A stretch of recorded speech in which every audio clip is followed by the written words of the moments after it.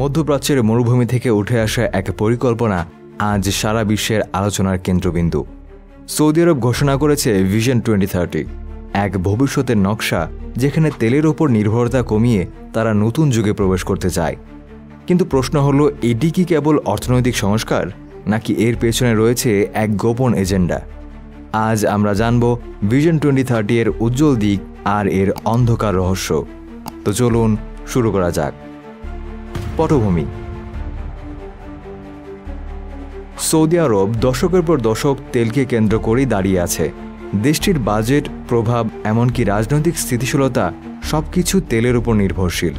কিন্তু বিশ্ব যখন নবায়নযোগ্য জ্বালানি আর নতুন প্রযুক্তির দিকে যাচ্ছে, তখন সৌদি পরিবার বুঝে গেছে যে কেবল তেল আর দীর্ঘমেয়াদী নিরাপত্তা দিতে পারবে না। তাই ক্রাউন প্রিন্স মোহাম্মদ বিন সালমান ঘোষণা করলেন ভিশন 2030, এক রূপান্তরের রোডম্যাপ। ভিশন 2030 এর মূল পরিকল্পনা। এই ভিশনের প্রধান লক্ষ্য হল অর্থনীতিকে বৈচিত্র্যময় করা, অর্থাৎ শুধু তেলের আয়ের উপর ভরসা না করে পর্যটন, প্রযুক্তি, খনিজ সম্পদ, ক্রীড়া ও বিনোদন শিল্প গড়ে তোলা। এরই অংশ হিসেবে তৈরি হচ্ছে নিয়ম, ভবিষ্যতের শহর। মরুভূমির বুকে $500 বিলিয়ন প্রজেক্ট, যেখানে থাকবে স্মার্ট টিভি, উড়ন্ত ট্যাক্সি আর রোবট দ্বারা চালিত সেবা। শুধু তাই নয়, তারা মক্কা মদিনা ছাড়াও পর্যটকদের আকর্ষণ করার জন্য লাল সাগরের তীরে তৈরি করেছে বিলাসবহুল রিসোর্ট। সংস্কৃতি ও সমাজে পরিবর্তন।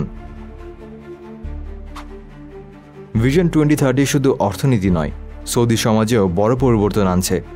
আগে যেখানে নারীদের গাড়ি চালানো বা কনসার্টে যাওয়া নিষিদ্ধ ছিল, এখন সেসব উন্মুক্ত হয়েছে। সিনেমা হল চালু হয়েছে, কনসার্টে আন্তর্জাতিক তারকারা পারফর্ম করছে।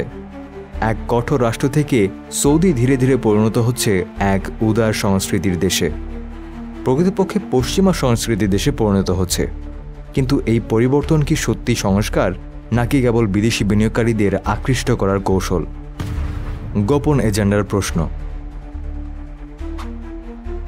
অনেকে বলেন ভিশন 2030 কেবল একটি অর্থনৈতিক পরিকল্পনা নয়, বরং এক রাজনৈতিক এজেন্ডা। সৌদি আরব চায় মধ্যপ্রাচ্যে তার প্রভাব আরও দৃঢ় করতে, আর এজন্য দরকার পশ্চিমা শক্তির সমর্থন। সামাজিক সংস্কারের আড়ালে হয়তো এক রাজনৈতিক ইমেজ গড়ে তোলার চেষ্টা চলছে, যাতে একদিকে সৌদির যুবকদের সন্তুষ্ট রাখা যায়, আবার অন্যদিকে বিশ্বের বড় বড় কর্পোরেশনকে বিনিয়োগে রাজি করানো যায়। এছাড়াও কেউ কেউ মনে করেন এই পরিকল্পনার আসল উদ্দেশ্য হল রাজপরিবারের ক্ষমতা আরও দৃঢ় করা, কারণ অর্থনীতিকে যেদিকে না হবে সেখানে নিয়ন্ত্রণ থাকবে শাসক শ্রেণীর হাতে। রাজনীতি আর ক্ষমতার খেলা এমনই হয়, আর এটাই রাষ্ট্রের শাসকদের বৈশিষ্ট্য। বহু রাজনীতি ও শক্তির খেলা। ভিশন 2030 এর আরেকটি দিক হল ভূ রাজনীতি। সৌদি আরব জানে যে শুধু তেল দিয়ে চিরকাল সুপার পাওয়ারদের কাছে প্রিয় থাকা যাবে না। তাই তারা ক্রীড়া বিনিয়োগ করছে, ফুটবল ক্লাব কিনছে, বড় বড় টুর্নামেন্ট আয়োজন করছে। এভাবে তারা স্পোর্টস ডিপ্লোমেসি ব্যবহার করে বৈশ্বিক ইমেজ পাল্টাচ্ছে। একই সঙ্গে চীনের সাথে সম্পর্ক গভীর করেছে, আবার আমেরিকার সাথেও সম্পর্ক বজায় রেখেছে, যেন এক বহুমুখী খেলায় সৌদি সব দিক থেকে লাভবান হতে পারে। সমালোচনা ও বিতর্ক। তবে ভিশন 2030 নিয়ে সমালোচনার শেষ নেই। মানবাধিকার ইস্যু, রাজনৈতিক দমন নীতি, ভিন্নমত দমন, এসব অভিযোগ এখনও রয়ে গেছে।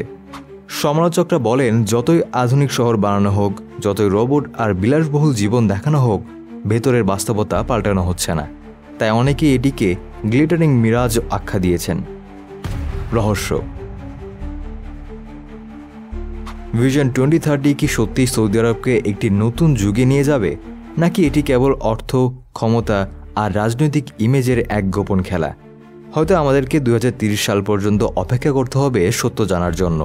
তবে নিশ্চিতভাবে বলা যায়, এই পরিকল্পনা শুধু সৌদি আরবের নয়, বরং পুরো মধ্যপ্রাচ্যের ভবিষ্যৎকে বদলে দিতে পারে। আপনার কি মনে হয়, ভিশন 2030 কি সৌদি আরবের জন্য একটি সোনালী ভবিষ্যৎ, নাকি এর পেছনে লুকিয়ে আছে এক ভয়ঙ্কর গোপন এজেন্ডা? কমেন্টে আপনার মতামত লিখে জানান। আর যদি ভিডিওটি ভালো লেগে থাকে তাহলে অবশ্যই লাইক দিন, শেয়ার করুন এবং চ্যানেলটি সাবস্ক্রাইব করতে ভুলবেন না। দেখা হবে আগামীতে। আল্লাহ হাফেজ।